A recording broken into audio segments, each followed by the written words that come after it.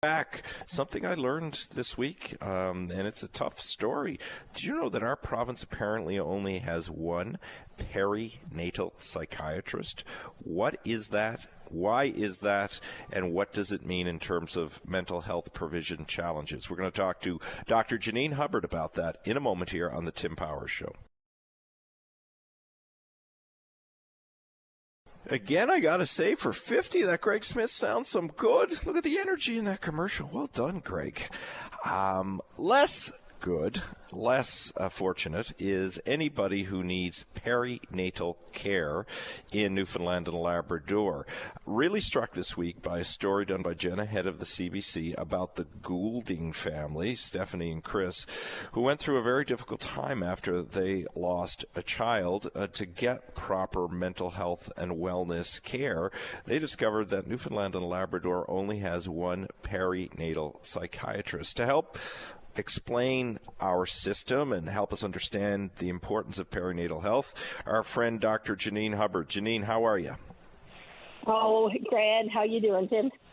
I'm not bad. Maybe let's start with a definition of perinatal care and what it involves. Well, that's a misconception often in and of itself. It is typically considered any time from conception to about 1 year following the birth of a child. So it's the entire pregnancy and it's the follow-up after a pregnancy. So as you can imagine, there's different challenges and struggles that come along with each of those different stages. And I think it's also important to something that surprised me when I first researched this. It's not just about the individual giving birth. It's also about the partners. It's about family members. We actually know that about 1 in 10 spouses or partners experience mental health issues during this time period as well. So it's a long period of time and a period of very high stress for many people.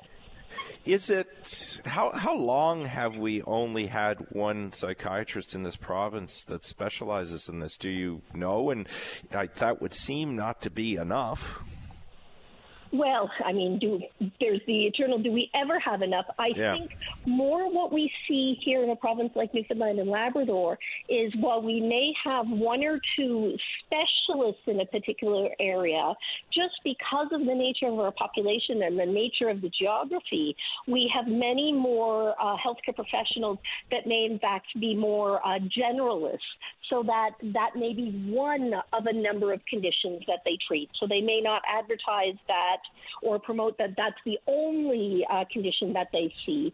But that doesn't mean that there aren't other healthcare professionals out in the community across the province who are able to help address and treat some of these issues. So I want to make sure people are aware that while, like everything else in health, resources are limited, they're not quite as exclusionary as it might sound, saying, well, there's only one person and they're in St. John's and. Now, just back to the issue of perinatal health care, mental health care. We've heard about the baby blues, and you talked a little bit about the systemic nature of care that could be provided. Is it more than that we're talking about in terms of the suffering that is at play for people? It is indeed. And in fact, what we look at is roughly 1 in 5 Canadian women postpartum report mental health conditions and concerns. Here in Newfoundland and Labrador, it's about 1 in 4. And that's often beyond kind of that initial, couple of weeks of the exhaustion and the hormones and all the rest of it. It can be, much more long-lasting, and it can be things like sadness, depression, anxiety, anger.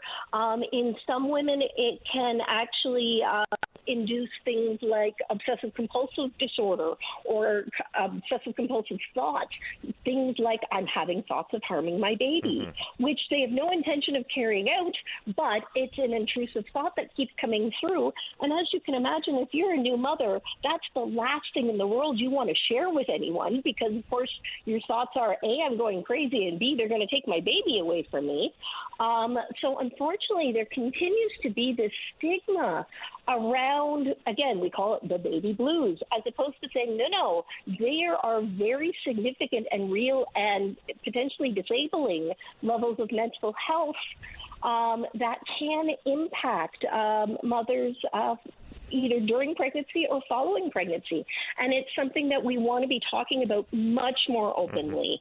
Talk about the fathers if you can. Sorry, Janine, I didn't mean to cut you off. We got about 90 seconds here. Talk about the dads and then where people can get help if they obviously can't get to the one psychiatrist. Sure. And again, knowing that there actually is a lot of other help out there, not as much as we'd like, obviously. Like I say, we find about 1 in 10 fathers experience a mood disorder or an anxiety disorder. Sometimes it's in anticipation of the birth, knowing, all the radical changes that are about to come. Sometimes it's fear about what's going to happen to the relationship, the health of their spouse. There are so many things. So we also want to make sure we're not forgetting the dads and the partners that are involved, because the impact there is very real. It doesn't just have to be hormones. First place I would send anyone at the moment is the Perinatal Mental Health Alliance of Newfoundland and Labrador. They are PMHANL.com. They have a wonderful service listing of a whole variety of services across the province. But the biggest message I would say is, if you are someone who is pregnant or is, in that first year post-birth, don't be shy about talking about how you're feeling. Don't be shy about saying those things, even if they feel shameful. And if you are a loved one of someone who is pregnant or, again, early in that period, making sure you're reaching out to them, not just in the first couple of weeks, because there's a lot of focus that goes on that very cute, very sweet little baby, and not as much attention to how's mom doing. Yeah, and that's so important. Keep reaching out, keep talking to people, and keep knowing that there is help out there, and there are professionals like you, and there are friends who can assist you in many different ways. Going to leave it there, Janine Hubbard. Thank you, as always, for helping us understand some of these issues. It's appreciated. Anytime. Always happy to help. All right. You are welcome. Next.